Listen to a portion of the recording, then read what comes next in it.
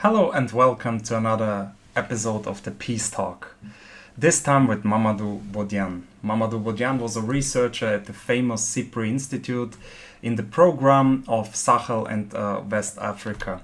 He is a founding member of the Sahel Research Group SRG at the University of Florida, which is a collaborative effort to understand the political, social, economic, and cultural dynamics of the countries of the West Sahara Africa. Dr. Bodian was also a project coordinator for the Trans-Saharan Election Program at the University of Florida. From 2008 to 2009, he served as a senior researcher in the Project Office Islam research program at the Embassy of Netherlands in Senegal, which was a project sponsored by Leiden University and the Dutch Ministry of Foreign Affairs. Furthermore, he's an expert for Freedom House, Variety of Democracy, and Afrobarometer. Now he's a researcher at the Sheikh Anta Diop University in Senegal. Dear Mamadou, I thank you very much that you followed my invitation. I'm very much looking forward to this conversation and peace talk.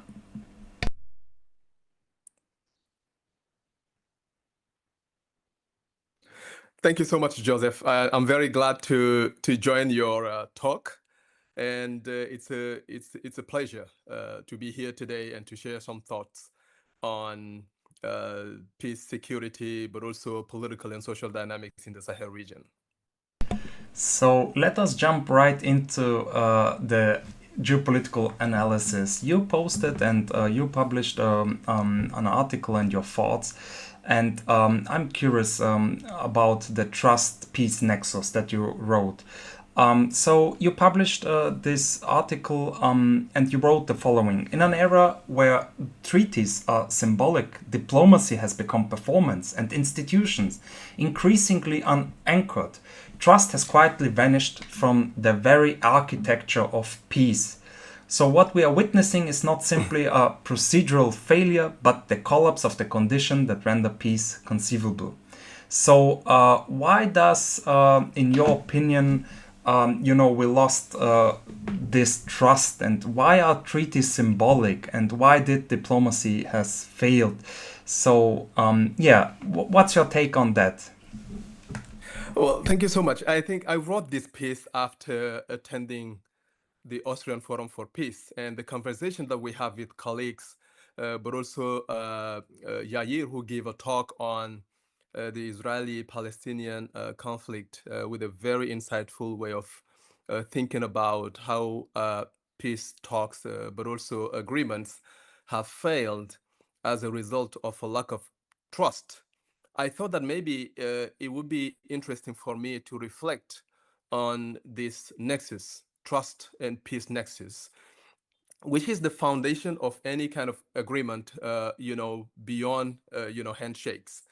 And I believe that many of the global institutions today are caught in a profound crisis of meaning. Not a crisis of, not simply a crisis of resources or efficiency or coordination, but it's a deeper rupture between their normative claims and their structural reality. And if you look at, for example, all these institutions that have been created in the aftermath of the Second World War, the IMF and the World Bank, I mean here by the Bretton Woods institutions, but also other institutions, the UN Charter. And all these institutions have played a pivotal role when it's come to consolidating US hegemony or containing ideological blocks, and even reorganizing the world into a liberal international system. But they laid the foundation of a multilateral framework grounded in sovereign equality, open market, and the aspiration for collective peace. But the system was never neutral, right? It reflected the power relations of the victorious ally and reproduced them institutionally. So what began as a pragmatic arrangement to avoid a return to interwar instability quickly evolved into a highly stratified global architecture where decision-making powers remain disproportionately concentrated in the hand of a few. So, and yet for a time, the fiction held, and the idea of multilateralism the idea of solving common problems through inclusive dialogue or shared rule had legitimacy, not because it was perfect, but because it still left room for negotiation and for normative aspirations. So, but today this legitimacy is being called into question. And as you know, the world has become multipolar, and we all talk about it. So this means that power is not held by just one country, but shared among several. But the reality is different, right? Because the key decisions are still made by a small group, and all voices are not heard equally. So, and for me, this is where institutions are falling short. They create a sense of appearance. In appearance, you feel like there is a global agreement, but in reality, the world is becoming more and more divided, politically, economically, but even the way we think about global issues and solutions to solve those issues. So, and I believe that many of the treaties, and global frameworks signed today in areas such as climate or peace or migration have taken on a form of ceremonial reassurances, often divorced from the actual power dynamics. Let's take, for example, the Paris Agreement, which was celebrated as a historical milestone. But we can see how it stands in stark contrast to the continued rise in global emission, and climate finance commitments remain largely unfulfilled. And the most affected, primarily in Africa and the Sahel in particular, continue to be marginalized in scientific bodies or even technical platforms or political negotiations that shape the world responses to those crises. So that's really my take on this issue of global multilateralism, because in reality, the crisis we face today is not merely institutional, but profoundly ontological. And the debate for me has shifted beyond the question of how to reform the global order to a far more fundamental inquiry: who holds the power to define the world itself? Thank you for your analysis, and I encourage all the listeners to write in the chat box your question and comments on Mamadou. I will ask him. So let's move on to the next question, and we come back to multipolarity and all the stuff that you also mentioned now. Let's describe the political situation in the Sahel region. So what contains the Sahel region? Mali, Burkina Faso, and all the other countries. So let's describe the political, geopolitical, and economic situation there at the moment.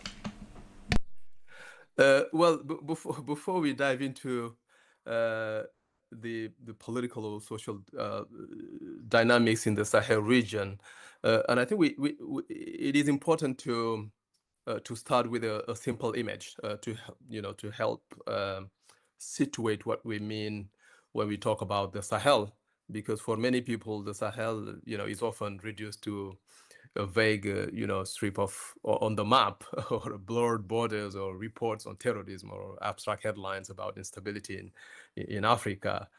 But the Sahel is much more than that, because if you look at, for example, geographically, it is a vast belt stretching from the Atlantic Ocean to the Red Sea in the east, crossing countries like Mauritania, Mali, Burkina Faso, Chad, and Sudan. So it spanned over 5,000 kilometers. So this is roughly the distance from Lisbon to Moscow, and is home to more than 100 million people. So, and this means that the Sahel is a land of vast opportunity, of course, because we have immense natural resources and a very dynamic and young population, but also agricultural potential. And today we can see, for example, how this area is really rich with cultural heritage. But the paradox is that alongside these opportunities, it remains a region of, deep fractures, right? Ecological fractures, social, geopolitical, and these continue to undermine its stability and development. So, and I think it's in this context that we must understand the current political crisis, which is characterized by successive military coups, but also worsened by this security situation. But to grasp this political crisis or the security crisis, I think we must move beyond the surface of coups and or jihadi or insurgency. And I truly believe that what is unfolding here is not episodic turbulences. It is a collapse of a post-colonial governance model built on dependency, fragility, and external validation, right? Because if you look at, for example, the political trajectory of many West African countries or Sahelian countries, we can see that, since the 1990s, democratization has often been externally driven, yielding regimes that are electorally visible but institutionally hollow. So behind the ballot box, because we tend to think about democracy in terms of elections, but beyond elections, we have states disconnected from their societies, where public trust eroded as elite failed to deliver on basic needs, security, job, and justice. And these are really part of the regalian function of the state. So if the state is not capable of delivering this kind of services, of course, it creates a sort of rupture. So the recent coups in Mali, Niger, or Burkina Faso are not isolated power grabs. They signal a collapse of legitimacy, but also a rupture in the social contract. Because for many citizens in the Sahel region, this democratic facade offered neither protection nor voice. And in many regions, for example, the Liptako-Gourma area, this is basically the central Sahel, the border area between Niger, Mali, and Burkina Faso. And in northern Burkina Faso in particular, governance has shifted to non-state actors. So that's why militias are very active. People turn to religious authorities or traditional chiefs. So, and this is not merely a domestic failure, as some people will put it. It is also the consequence of an international intervention framework that has treated the Sahel as an experimental ground for counterterrorism or peacekeeping without addressing the region's historical and structural complexity. Just an example, the 2011 NATO-led intervention in Libya was a pivotal historical moment because under the pretext of humanitarian protection, it destabilized the whole region, unleashing flows of arms and fighters across the Sahel. And African proposals advocating for a negotiated political solution was sidelined and ultimately ignored. So, and in the aftermath, the Sahelian states grapple with the spillover effect of this insecurity that started emerging, and so international support, but assistance came too late, or sometimes fragmented, and often entangled in geopolitical calculation. So and that's why today there is many critiques, right, who just point out the contrast with the global response to Ukraine, for example, which is stark, because over 100 billion have been mobilized within a single year, whereas in the Sahel, we've been struggling to secure even a fraction of that sum over an entire decade. So we can see that this kind of disparity is not merely financial. It starkly illustrate which security crises are prioritized and whose security is deemed consequential to or on the global stage. So that's one of the main question that is raised by this kind of imbalance in the global order, and the current strategic realignment. With some countries, as you mentioned early in your introduction, distancing from France or other Western countries, seeking new alliances, and the resurgence of this kind of Pan-Africanist or nationalist rhetoric are symptomatic of a deeper aspiration for sovereignty. But this sovereignty expand beyond the territorial to encompass some kind of epistemic, but also political autonomy. So that's why I think that romanticizing military regimes would be a simplistic reading. And I think their popular appeal reveal an underlying void. So the absence of credible civilian leadership. So the military uniform has come to embody both a rupture in the status quo, but also a projection of collective peace and hope. Absolutely, fantastic analysis. I totally agree on that. You mentioned now democratic facade, and what do you mean by that? And also maybe two follow-up questions. How do people feel seeing their countries are so rich in natural resources? You know, uranium, gold, many other natural resources, but at the same time they seem to live in a poor living condition. And how do people feel that, for example, no African nation is integrated in this, for example, in the system of permanent members of the Security Council or in other transnational or international institutions? So, yeah, how can we explain this lack of African countries in these international institutions, and how do people feel about that? Thank you, Joseph. This is a fundamental question. So let me begin with the democratic facade, as I mentioned, because democracy is not only holding elections or having a multi-party system. It's deeper than that. So because at the basic level, democracy is defined as the possibility given to a country that shifted from a non-democratic regime to a democratic regime. But when we talk about democracy, of course, there are basic elements, having free and fair elections, regular elections, but also a multi-party system, but also having a free press that can inform people and allow them to participate in the public debate. Having a vibrant civil society is part of it, because that's how you make sure that, state officials are held accountable, because you have this push from the society to make them, implement the policies they promise.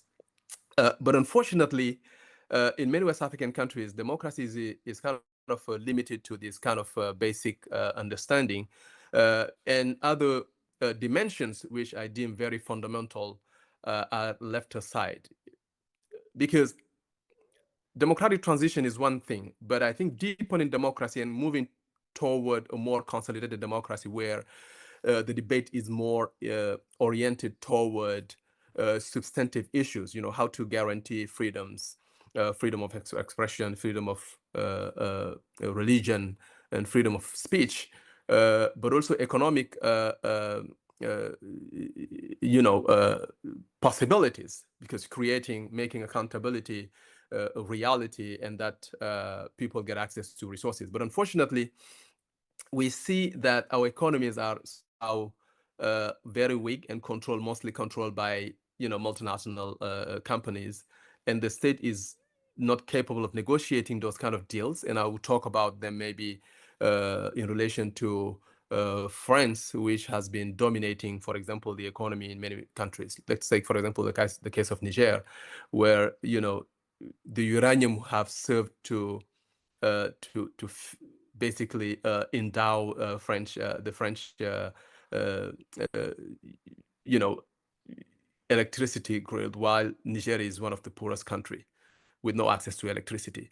So, and I think this kind of imbalance in the way those contract and agreement have been negotiated have been detrimental to people who started basically voicing concern, but also pushing their leaders to make them more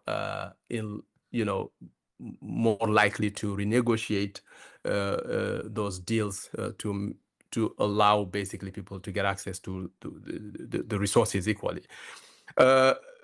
But of course, there are many challenges. So, and this is one dimension, but I think the broader one is related to the question you mentioned. It's how how come that African countries are not represented to international institutions, in a way that make them more vocal, but also bring the voice of Africa. The UN Security Council is an example, because most of the problems that are being dealt in this institution are mostly related to Africa and African problems, but no African countries is a permanent member. So, and this is for me the reflection of a kind of hierarchical international system which is designed to favor some countries, but also close the door to many others. And I think today, to make the world more just but also equitable, we need to open the door to possibilities for African countries to be represented in those international institutions, but also to have a voice that counts, a voice that can be heard, but a voice that reflects people's expectations and hopes. Absolutely. I want to mention that for our guests and listeners, if you like this interview, make sure to subscribe to our channel. This makes our peace community stronger. Make also sure that you visit the website of Mamadou Bodian. It's called mamadoubodian.sn. So there are many articles, many analyses, and follow him on LinkedIn as well. There you can find also great analysis. Let me follow up with a question on the region. As you mentioned in the Austrian Forum for Peace, you held a great lecture, 2 days of strong analysis with all these charts and statistics. It was very insightful, and I enjoyed it, learned a lot. So maybe you can, mention some of the aspects that you mentioned there. So there is some sort of polycrisis, multiple types of crisis in the Sahel region: economic crisis, jihadi threats, terrorism, border disputes, climate crisis, etc., etc. So could you elaborate on that as well? This is, I believe, very important and also very interesting. Yes. Yes, of course. Well, I think this question is very important, because when we ask about threats in the Sahel, there is a tendency often in policy circles and media discourse to default to a single explanatory register, violent extremism or terrorism. So this is the dominant aspect that people usually put forward. But I think this kind of jihadi group, or the Janim, or the Islamic State in the Greater Sahara are often portrayed as the central menace, and understandably so, because if you look at, for example, the scale of violence as reported by the Global Terrorist Index, I think we need to think about how these groups can represent a threat. But to stop the analysis there is to miss a deeper anatomy of insecurity in the region, because the most dangerous threats in the Sahel today are not simply armed actors, right? They are structural, multidimensional, and mutually reinforcing. So what we face is not a singular security challenge, but what I would describe as a polycrisis. So you mentioned it. So it's a convergence of crises that are once political, economic, social, and geopolitical. But let me begin with this crisis of governance. I'm going to take this off because if you look at across the Sahel, many states are struggling to establish a presence beyond the capital cities, and in large part of the rural area, in Mali, in Burkina, in Niger, or even in Senegal, the state is absent or weakly present, and in some part it's deeply distrusted. So, and in countries where it does appear, we see, for example, that it is often through security forces with a history of abuse and impunity sometimes, not all the time, but oftentimes. So, and this further alienate population already experiencing some kind of challenges in the margin of political, visibility. And the second element, which for me is very important, and it's the ecological crisis, which is not a distant threat. It is a lived condition, because desertification of the Sahel, the degradation of soil, and erratic rainfalls, and even the increased frequency of flood and drought are directly impacting livelihood, and particularly in agropastoral zone.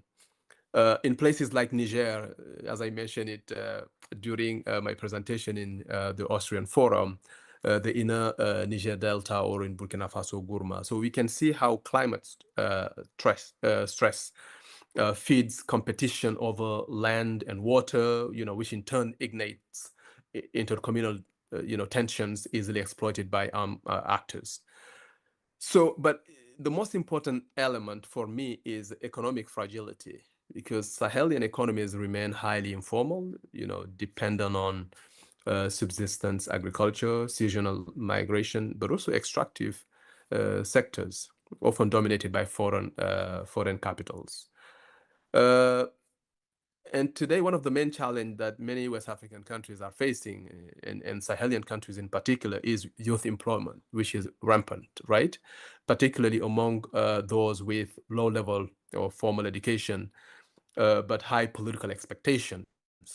So in this context, jihadi groups and their recruitment is not driven by ideology alone.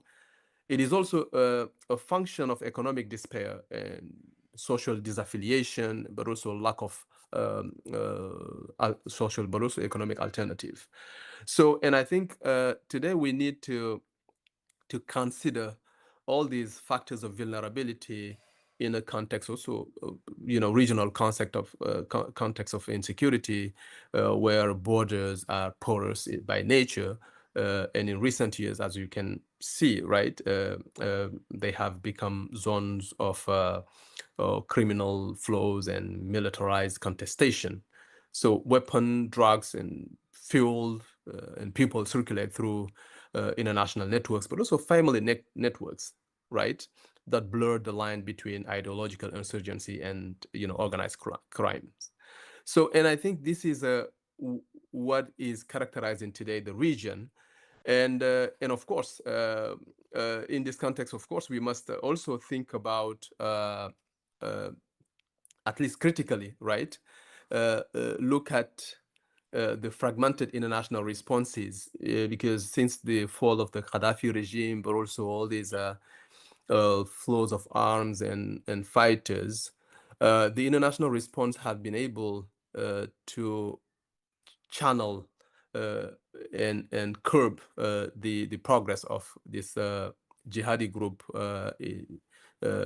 toward northern Mali, toward southern Mali. But in reality, they also created an unprecedented situation where all these fighters had dispersed and kind of finding a sort of anchor in social, in the social fabric, but in using their social networks and connections. So, but unfortunately, most of the responses that have been provided by international actors, have been fragmented. So, and over a decade, right, no fewer than 6 major strategies for the Sahel have been formulated by various global and regional actors. For example, the UN has its own Sahel strategy. The World Bank has its own Sahel strategy. The French, African Union, European Union, ECOWAS also has its own strategy. So, and each of these strategies reflects some sort of internal priorities, conceptual framing, but also political culture of the institution that produced them. So that's why the result is a sort of proliferation of overlapping agenda. It's kind of trying to propose its own map for the Sahel. So with, divergent definition, or geography, or security and development. And I think this institutional pluralism might have been a strength if it was coordinated. But in reality, it was, not coordinated, and it ended up producing a sort of confusion and sometimes redundancy and contradictions. So, just an example, this the G5 Sahel, which was created to combine security and development efforts, but most of the support it has received have been channeled to its joint force, which is the kind of the G5 joint force, not to its development pillar. And this has also consequences, because meanwhile local population witness this intense diplomatic activity, yet see little improvement in basic services, infrastructure, or livelihood. So, and this has further fed sort of frustration and mistrust. So, and I think what we need today is a paradigmatic shift, right? So we need to move away from a narrow reading of security as containing violence to a broader vision of human security grounded in dignity, access to land, education, justice, but also giving voice to people. This also means supporting some kind of indigenous solutions and local peace agreements and community dialogues and traditional mediation, which have been oftentimes overlooked or ignored in the peace process. So, and I believe that this kind of innovation in the way we think about solutions can be the way forward. As I saw in our chat, there is a comment. No candy coating. Discuss Libya, NATO actions. So I will put it in a more different question. So let's talk about the colonial past and also the post-colonial present, and how does this change, for example, the current sentiment towards France, and are there geopolitical shifts in this region? And in regard to our listeners' comment or question, who is supporting this kind of terrorism, and how is it possible that for so many years troops are there, foreign troops, especially from France, and terrorism is still a topic there, such a huge empire, such a huge country, and they cannot stop terrorism. So maybe I did not understand the question very well, but to paraphrase it, the question from the listener. So yes, I put it forward to you. Yeah, well, I think one of the reasons why terrorism is still prevailing is that we haven't been dealing with the root causes, because you can kill a terrorist, but you can't kill the very reason why he get involved in terrorist activity at the first place. And what is happening today in the Sahel is a reflection of a failure by the state, but also the international community, to provide the right answers to a fundamental question. So how to preserve human dignity, making people, making sure that people get access to basic services, education, health. For a long time, the state has been absent, or even if it's present, but this presence doesn't necessarily mean that it has the possibility or the capacity to perform its regalian functions. So, but let's go back to what brought this crisis at the first place, and how it evolved to create this sort of vacuum that pushed people to think about taking care of themselves. We inherited from a state that unfortunately have been unsuccessful when it comes to holding the nation together, because the colonial borders we inherited have been, have fragmented our countries, but also creating a situation where the same community can be found in one side or the other of a border. So the sense of nationhood have been very weak.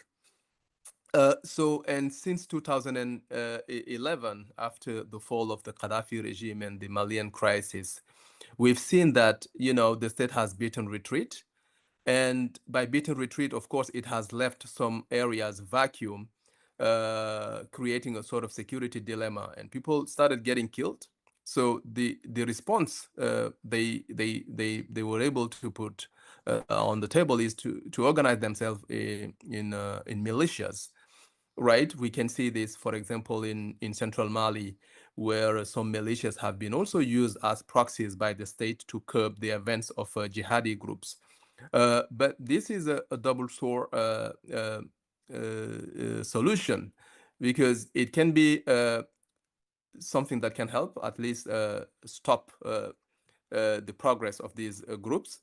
But at the same time, it poses a challenge to the state, because these groups were not trained to handle a complex situation. And today, for example, in Burkina Faso, we've seen how the state in 2018 have allowed the creation of militias to back up the military in some areas where the military doesn't have the monopoly of the legitimate use of violence. But today, this group is kind of gaining momentum, and the state is losing control. So we have we've been witnessing abuses of human rights, with extrajudicial killings. And Human Rights Watch have been reporting those violations of human rights. So this is one of the consequences of not being able to handle the security situation, but also having the capacity to project as a state, right, throughout the territory, and to guarantee the security of people and goods. But unfortunately, for decades, international responses have been focused on killing, terrorists, and they emphasized less on human security dimension, which were the true cause of the crisis. So, because if you want to help people solve this crisis, and I think building state capacity is very important, and I think that's what many international institutions, but also donors, have been doing, which is very important. But also helping the military build the necessary capacity to protect themselves. And we can see, for example, how missions like EUTM and EUCAP have been instrumental when it's come to helping African countries, at least Sahelian countries, the G5 Sahel countries, have the capacity to handle the security situation. But that was not enough. What was missing is heavy investment in development, but also helping people get out of their situation of vulnerability, because vulnerable people are motivated by, strive to live, and any actor who can be a provider of any kind of service, education, health, is welcome. And this is why some jihadi group are kind of really having some kind of support. If you take, for example, the case of Kufa in central Mali, he's been able to tap into the weakness of the state, but also to return people's against the state by telling them, well, the state have never been here, and this Fulani community who've been disadvantaged by many reforms that have been taken by the state, including land reform, which advantaged the farmers to the detriment of herders. He's been able to use a very powerful narrative by telling to, this pastoralist that, the state has never been here for you. All these land reform have been designed to favor farmers, and even the corridor, that have been at at that time left to allow, for example, transhumance or pastoralists to be able to navigate have been used for agricultural purposes. So, and the fact that he came with this powerful narrative telling people that, well, resources belongs to all of us, and that's God's message, and everybody can use them at will. So, and with herders having Kalashnikov and the state beat in retreat, so they get empowered, through a powerful narrative that resources belongs to everyone. And this is what created this spiral of violence in the central region of Mali, which is now kind of crossing the border in and basically also affecting Burkina Faso and some part of Niger. So I think we have to think about how to tackle human security issues, because this is where the right solution lies. Absolutely. I will read also some comments. You should do a special edition on Côte d'Ivoire. The president there was installed by the French army in 2011, and he is harboring all the leaders from Mali, Burkina Faso, and Niger. Ask him about Human Rights Watch and the report they did on Libya before NATO destroyed Libya, etc., etc. But I was, as we talked also in the Austrian Forum for Peace, I was curious about the geopolitical shifts that are happening since the coup d'etats. So does the region turned into other big nations such as China for infrastructure, constructing buildings and bridges and so on and so forth, or economic developments and so on and so forth. Who is now profiting from the resources of this resource-rich area? Who are the new partners? For example, the Wagner group, the mercenary military arm of Putin and Russia. So who are the new key players in Africa? And maybe we can elaborate on this geopolitical shift that is currently happening. And also, maybe we can add also to this the BRICS, that the upcoming, maybe most important international development in recent years. This is a very interesting question, because a profound geopolitical shift is underway, as you mentioned, in the Sahel. And more broadly across West and Central Africa. And we are witnessing is not simply a change in partners or a transient moment of turbulence. It is a sort of slow but irreversible shift from a model of international relations built on post-colonial hierarchies and strategic dependency or selective multilateralism. Because this reconfiguration has multiple layers, right? So the first one is the erosion of traditional alignment. So you mentioned France, for example, which once was perceived as the gatekeeper of security, diplomacy, or economy in the Sahel. But France is seeing its influence reduced, right? Not only due to military disengagement, but because its legitimacy as a strategic partner has been fundamentally called into question. And this started with the departure of the Operation Barkhane, which has played a very important role when it's come to curbing this kind of jihadi insurgency. But most importantly, it's the suppression of defense agreement and the closure of France bases in Mali, in Burkina Faso, in Niger, and more recently in Senegal, which for me are not isolated incidents, but they are political signal sent by many Sahelian countries asserting a new posture. But there is another aspect which is also worth mentioning. It's this kind of a visible diversification of partnership. So countries in the region are actively turning to non-Western actors, including Russia, as you mentioned. But Turkey is also very present, China, and the Gulf states. And this relationship very informed and depth, of course, and some based on military support. We've seen, for example, how Wagner and today African Corps have been very active in helping countries like Mali get out of this current political situation.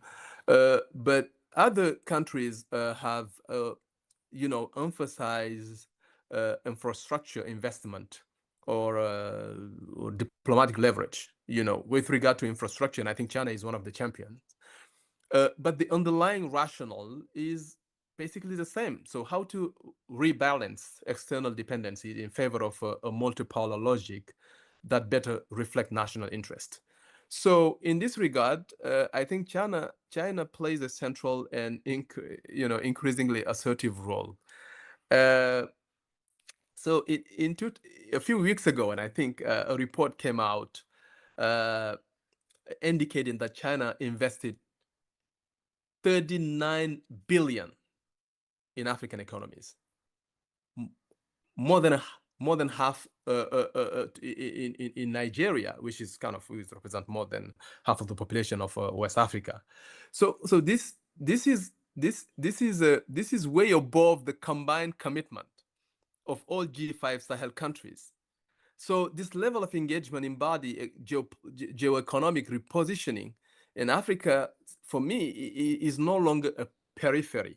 It has become a central axis of global capitalism in a strategic marketplace where infrastructure meet influence, and from emblematic projects like the Addis Ababa Djibouti railway to the construction of the African Union headquarters and the deployment of digital corridor and engine of infrastructure. So China is not only building, so it's kind of anchoring itself.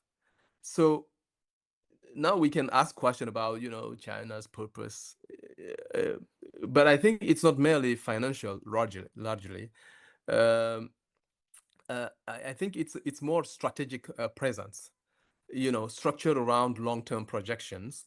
If you look, for example, the Belt Road Initiative, which is kind of a bilateral, diplomacy, and there is also all these, unconditional loans that Beijing is offering as alternative to Western norms. It's very pragmatic, rapid, and minimally interventionist, and it is very attractive to African states, which are very eager to escape, prescriptive governance, templates. And of course, it comes with a consequence. But this geopolitical shift is broader, right? And you mentioned the BRICS, which are also making a sort of inroad into the African market, expanding today.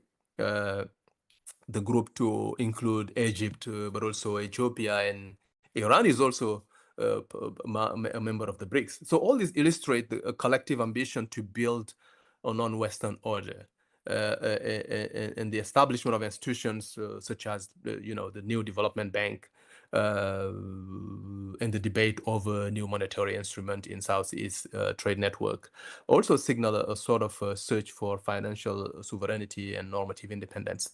But Africa is also kind of very present. It's trying to build new initiatives like the African Continental Free Trade Area, which aim to reconfigure inter-African value chain, but also reducing reliance on external market. But this shift, is not a kind of a change in alliances. It is is kind of the witness of a sort of emergence of strategic pragmatism, sovereign impulse among African countries to diversify their options, but also assert their agency and negotiate from a position of interest rather than subordination. So I think we are witnessing a passage from a world where Africa was a zone of influence to one where it became a zone of arbitration. Well, it's imperfect, but increasingly self-aware. Absolutely, and future will tell where this is leading and what are the results. Yashankar, the foreign minister of India, told in a brilliant speech that this is an opportunity for India and for many countries of the global south. And the perspective in the West is different. For us in the West, this is a crisis because we lost the grip. We lost the influence, our influence and our, leverage effect, so to speak. And so for one side, this is an opportunity, and we will see where the future is leading. And for the other side, it's a crisis. So let me move on to Senegal. I'm curious. President Bassirou Diomaye Faye campaigned on rupture, sovereignty, Pan-Africanism, and so on and so forth. So how is this, campaign translating into concrete foreign policy?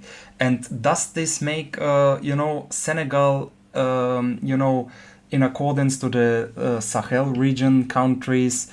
Are we seeing here also a shift and, especially regards on the traditional partners such as France? And what does Pan-Africanism actually means? Well, Pan-Africanism is a sort of ideology that grew out of a consciousness born in the Americas, but also in the diaspora, to think about the role of Africa, but African descent in making broader change in the global system. And I think that's how it started with Marcus Garvey, but also Du Bois. And later on, it has been picked up by some Pan-Africanist political figures like Kwame Nkrumah, who was the first president of Ghana.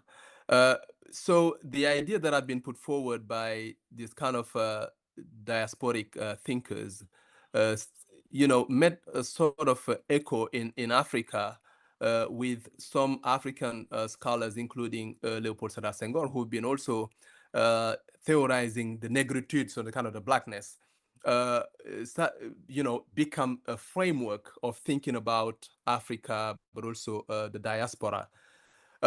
And of course, the political translation of this Pan-Africanism was first embodied by Kwame Nkrumah's policies that was meant to create an African, governance, at least that breaks away from these inherited colonial borders, because fragmented Africa is very weak, because you can't imagine a continent that makes up 30 million kilometers square. It's basically Europe, the US, and in China, combined. But in terms of geopolitical positioning, it's one of the least served. So the idea of Pan-Africanism is to make sure that all these parts are brought together to make sure that we speak one voice, but also weigh heavy on the global stage. But unfortunately, this Pan-Africanist idea have been, unfortunately, it has not been able to be implemented because of political tensions that followed the accession of many African countries to independence. Political leadership crisis, but also border crisis, and all this conflict and military coups have ended up jeopardizing the Pan-Africanist ideology. So until recently, and I think more and more people are kind of revisiting the past, but also framing their policies in a way that is reminiscent to the founding fathers, who tried, sometimes successfully, but sometimes not, to bring Africa together. And of course, this idea is kind of resonating among these young political leaders who've been, some of them have been educated in Western universities. Some of them were kind of domestically trained. But we've seen this awareness growing from political leaders, but also civil society and some activists who've been advocating a rupture with the colonial past. So this Pan-Africanist is also tied to another ideology. It's kind of a decolonial ideology that wants Africa to, to regain its independence, true independence, through sovereignty, which now is considered to be one of the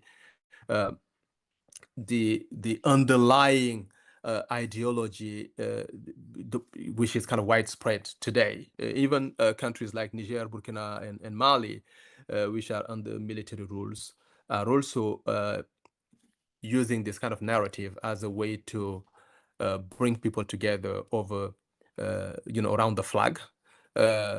And it also, tap into the idea of patriotism. And I think all this is an expression of a shift in how people think about Africa, but also a shift in imaginaries, which are kind of creating a sense of rupture with the colonial past, but also taking a more critical stance vis-a-vis everything that can hold Africa in the yoke of dependency. Absolutely, and there are some forces that are against such leaders. For example, Thomas Sankara, who was also, trying to establish the idea of Pan-Africanism. He was murdered. So, there is some struggle. Maybe you can elaborate on the forces that are, also against this movement, or yeah. Well, I think most of the forces that are against this movement comes from Africa. Some of them, most of them, Africa, but also their Western or foreign allies. And this has been a cycle that started back in the after independence, because many of the political leaders who've been advocating this kind of idea have been killed. Kwame Nkrumah in 1960s. In the 1960s, but Thomas Sankara in the 80s. It's because the narrative they brought is very powerful and started basically rallying people. And of course, oftentimes, those who are considered to be, here, I think more and more the narrative, is kind of being put forward, it's kind of the enemies, oftentimes are allies of some foreign countries, which tended to reproduce the same dependency model that have been going forward for many decades. And I think democracy have created a sort of opening. Of course, that's one of the reasons why today, even though the move toward a more African-centered solution to African problems is being advocated, but it's still facing some challenges because of the leadership that we have, and this leadership is more likely to embrace a sort of the comfort of the statu quo and not kind of pushing for any kind of change. And I think it goes with the relationship between Africa and France, but also other Western countries until recently, when we have this new leadership who came to power, not as a result of elections, but most of them have been, came to power through military coups, Niger, Mali, Burkina Faso. But but their call is being kind of are making some kind of echo within the broader society, because political elite, or at least democratic elected officials who've been running the country over the last few decades, haven't been able to change the situation substantially, especially the economic situation, but also the relationship with Western countries. And I mentioned all these contracts that have been signed with multinational companies, which disadvantage African countries. So, and the debate today is how to reduce dependency and how to increase sovereignty, including sovereignty over our resources, sovereignty in terms of economic development, but also breaking away with the paradox of being so imprisoned with this kind of relationship with foreign countries.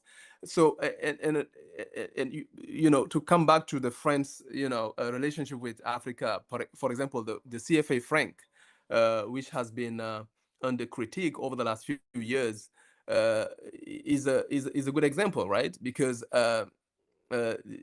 you know, this it's incredible. So for decades, so France's economic uh, uh, footprint in Africa has been less about competition and more about institutionalizing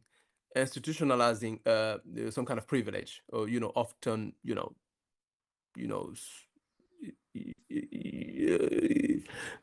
controlling basically the economy, and the CFA franc. It's a kind of a colonial currency that is still being used by 14 African countries and directly connected to the French treasury. So basically, we work for France, and I think the narrative have been, you know, this reality have been criticized in a new narrative that also try to debunk this relationship of dependency economically, but also militarily. And I think all these closure of military bases are the result of this critique that people started waging against France, but also all Western countries. So, and for me, this is a paradigmatic shift. So we'll see what's going to happen because we don't know what the future holds. But of course, we do have a new leadership, including in Senegal, as we mentioned, where the new president and his political camp who have been campaigning on the idea of sovereignty, but also decolonization, are now in power and trying to push forward with some kind of reform that may foster the independence of the country vis-a-vis Western countries, including renegotiating gas and oil contract, fishing contract with the European Union. And more recently, a military base have been closed, which is a kind of a historical turning point, because France have been present in Senegal for 200 years and permanently since the independence. So, and this shift is very symbolic. Now, of course, it comes with some challenges, but I think more and more people are trying to build national infrastructure, including military infrastructure capable of handling our security situation, but also economic infrastructure to make the country less dependent on the Bretton Woods institutions, the IMF and the World Bank, which has somehow hold these countries hostage, you know, using aid, but also all these loans. So it's a shift. We'll see how it goes, but it's definitely a shift. Absolutely, yes, we can observe this.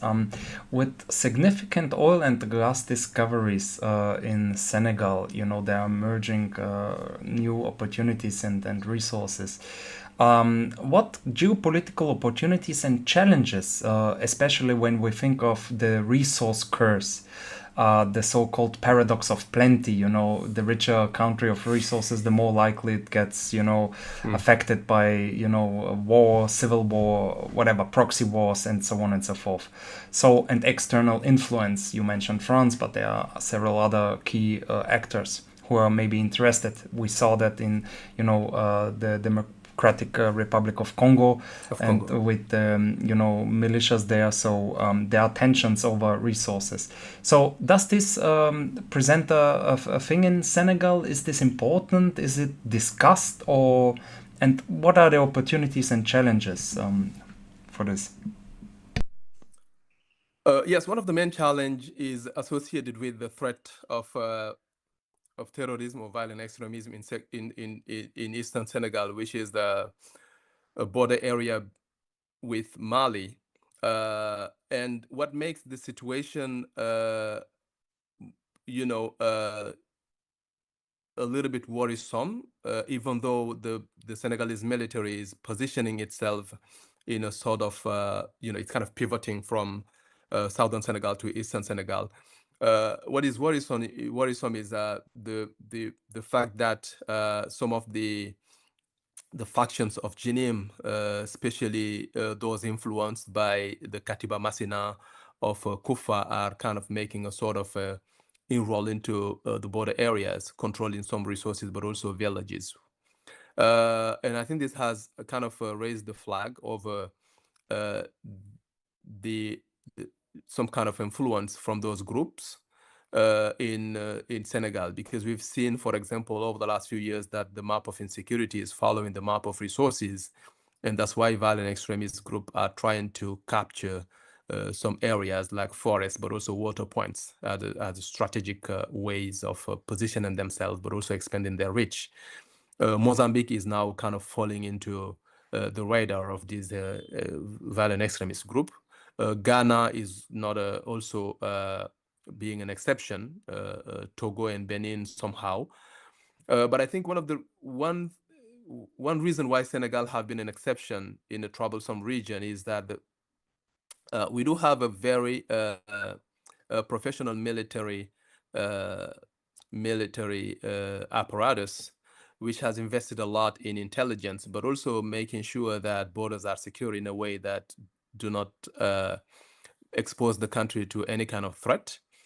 Over the last few months, there's been a deployment of the military troops, but also the creation of some kind of military barracks in eastern Senegal, because we understand that if you don't make the prevention of against violent extremism a priority, you will end up doing fighting against terrorism, which is you know, more detrimental. So, but I think these measures, military measures, are being accompanied with more human security measures, you know, building roads, but also making sure that at the local level, people collaborate with security forces to signal any kind of illicit activity, but also any kind of alien presence. And yesterday, I think yesterday or this week, border controls are being more and more reinforced, with people being asked to give their IDs. And I think this anticipation is yielding some results, but I think it's not enough. We should also think about how to reform the military doctrine, because this doctrine have been mostly centered on conventional war, which is kind of fighting with an enemy, you know, a conventional enemy. But I think asymmetric warfare has also to be thought of in the military doctrine. But Senegal is still immune, because it's not only this military solution that held this country safe from violent extremism. Religious actors also played a very important role when it's come to shaping the narrative, but also to producing a counter narrative on, you know, extremism, at least religious extremism, Sufi brotherhoods, for example. And the most important thing, and I think maybe I would just emphasize this, is the fact that Senegal is experiencing some democratic experiment over the last few years. So even the most radical voices can have a space to express themselves, as long as they don't use violence to force others to accept their opinions. So this democratic opening, but also the opening of the public space, is what is also helping people participate in the public debate, because if you prevent people from voicing their concern through institutional means, they may be attempted to using extra institutional means to make themselves heard. So, and I think the fact that the democratic space is open, the public space is open, religious actors play a very important role, and security actors also guaranteeing the security of people and goods, is for me the three pillars that is holding this country together but also making the country resilient when it's come to violent extremism. But of course, we shouldn't, take this stability for granted. We should invest more in human security, but also investing in, human intelligence, which means that people have to be aware of the magnitude of the threat, but also contribute in their way in informing authorities, but also signaling any kind of suspicious activity that may open the door to violent extremism. Absolutely. Maybe one of my last questions. I'm curious because observing closely the Ukraine war, the Gaza war, some call it genocide. Western media is focused mainly on these two wars, but there are several. There are, according to some institutions, there are more than 50 wars and civil wars going on in the whole world. But our Western lens is also is focused on just few. So talking about paradox of plenty, talking about epistemology, talking about what is portrayed as important, Western media and politicians seems to not pay that much attention to what is going on in Africa. For example, we are witnessing a current genocide in Sudan. In Sudan. Absolutely, and nobody is talking about that. The brutal war of Rwanda-backed militia M23 in Democratic Republic of Congo. So there are many, wars and conflicts going on. So what's your take on that? Maybe, yeah. I'm wondering what do you think?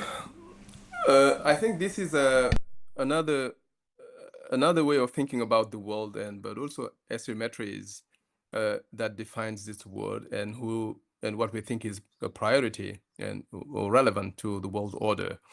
And I think Africa is one of the least country where people pay attention, especially when it's come to making sure that stability is commonplace. And many West African countries are going through political turmoil over the last few decades.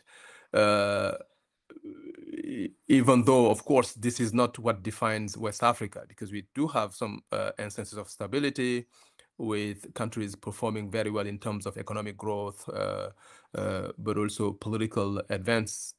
But I think if you take, for example, the case of countries, Central African Republic, Central Africa, but also other countries like Sudan, I think these countries, what they indicate, especially when in regard to how the situation is being treated by Western media, it shows a sort of hierarchy, even in people's life, whose life matter.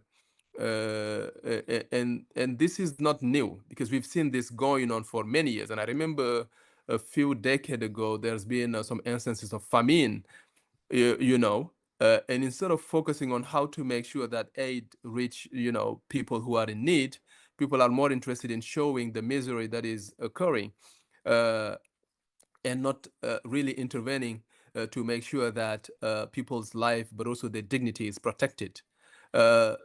So this has been going on. We could have been, if there was an international intervention, for example, in 1994, the Rwanda genocide shouldn't happen. So, and I think the international community should stop, closing, blind eyes in things that are happening in Africa, and focusing only on things that matters to them internationally. But I think if you want to make this world a better place, and if you want to foster peace, we should think about the world as a global entity, where consequences in one part of this world can be detrimental effect in other parts. The example of the Sahel region is a good one, because we've been looking at the situation as something remote from Europe, But what happened is that when the Malian crisis started, and then all these countries were facing security challenges, migration patterns have completely shifted, and people started, rushing toward Europe. And this is one of the things that contributed to this migration crisis. So, because if people don't have peace in their home country, they will try to, run and find, other places where, the peace prevails. And I think today we need to think about those conflicts that are going on. Of course, today Rwanda and the DRC are making peace, thanks to Trump. I'm very sorry that it was not the African Union that deal,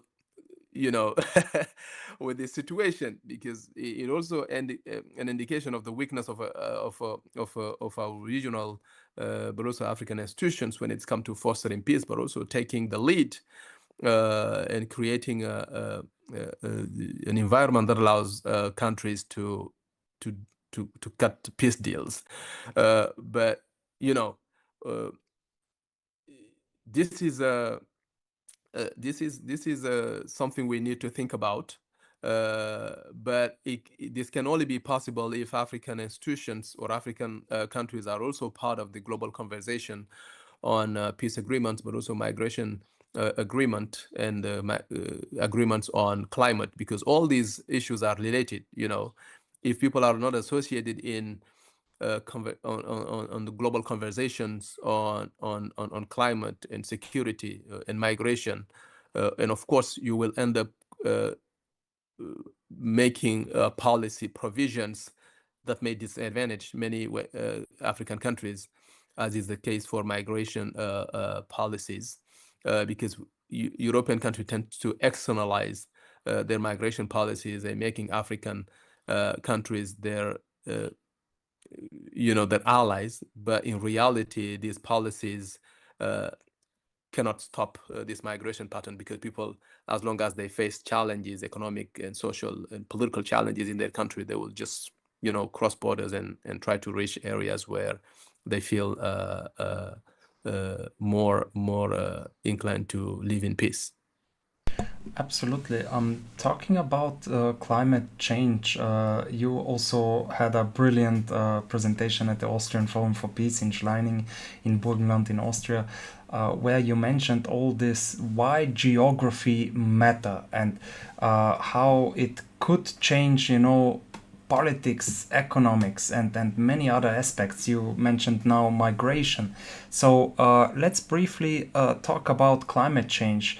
How does climate change affect African countries? How does it affect, people that are migrating, communities, and the fight for resources, and many other aspects? Well, I think the economy in Africa is dominated by mostly by agriculture and farming and pastoralism. And pastoralists are people who have their way of life, but who are not bound by borders. So they cross countries in search of pastures and grazing land. But unfortunately, because of climate stress, grazing land are becoming rare, and today in West Africa, for example, we have 20 million of pastoralists who are very active in this sector, and most of them are very affected. And oftentimes, this scarcity of water and grazing land is also sparking some tensions between farmers and herders. And most of the conflict that the Sahel or West Africa is experiencing today are partly the result of this climate stress, which also are affecting an important portion of the population, especially in a context where agriculture temperatures are going up, and agriculture is dependent on rainfalls. Irrigation is not, investment in irrigation is very weak. So, and I think food security become one of the main killer in West Africa and in the Sahel in particular. So, and I think today one of the challenge that our countries are facing is how to make sure that agriculture play a very important role in fostering the economy. But unfortunately, across the Sahel, the contribution of agriculture in the GDP is very low, and oftentimes it's between 10 to 15% of the GDP. So the challenge is to develop an agricultural sector that is able to produce what we need to feed our people, but to develop a value chain going from production to consumption, but also transformation. But unfortunately, our countries are still facing challenges to meet these expectations. So which also another layer of complexity in the way we think about our economy. And most of the commodities that things we consume come from are externally provided, and this created a sort of dependency vis-a-vis foreign countries. So the challenges are very important and various, but I think today the challenge of feeding people, fostering a very productive agricultural sector, but a sector that is really resilient vis-a-vis climate change is one of the challenge. Because if you don't have control over water, land, but also making sure that climate stress is not yielding some kind of negative consequences in amplifying those kind of small tensions that are lurking on the background of our social and political fabric, we may end up creating some situation of conflict and tension that have potential of destabilizing our countries. To end up like a Hollywood movie, to end in a more positive way. We talked about, insurgency, militias, war, civil war, paradox of plenty, genocide. We talked about, a lot of heavy and bad things, so to speak. Let's maybe finish our discussion or our peace talk with something positive. You mentioned the Green Wall initiative. Maybe we can end up with some, positive projects. Maybe there are others that you want to mention. Maybe, some political parties or political leaders that are inspiring the whole region. Maybe we can end up with this. Well, I think despite all these tensions and the dark picture that I provided, I think there are many good things going on. And Africa and the Sahel in particular is one of the area that has the potential of becoming a driver of the world economy. We have land, we have a very young population, because 70% of the population is less than 30 years old. So which means that the potential is huge. But there are other initiatives. You mentioned the Green Wall, which is an initiative that that is being implemented by the African Union with the help of many international partners. The idea is to build trees in countries that are most affected by climate hazards, and to make those countries resilient, but alongside creating jobs, because these initiatives hired people, young people, who are really invested in making our continent or the Sahel green. There is also some kind of value chain that is being created, because it foster agriculture, because once the area started getting green, people returned to economic activities. But I think beyond that, I think we need more support from the international community, because as I mentioned in my in the onset, Africa is one of the continents that pollute less, but which is more affected by climate change, the consequences of the climate change. And I think we need to have a more we need to create incentives that can, make African countries become the reservoir of the world in terms of carbon and that's what we need. But we have to. I think the international community have to play a very important role when it's come to fostering those initiatives that are taking shape.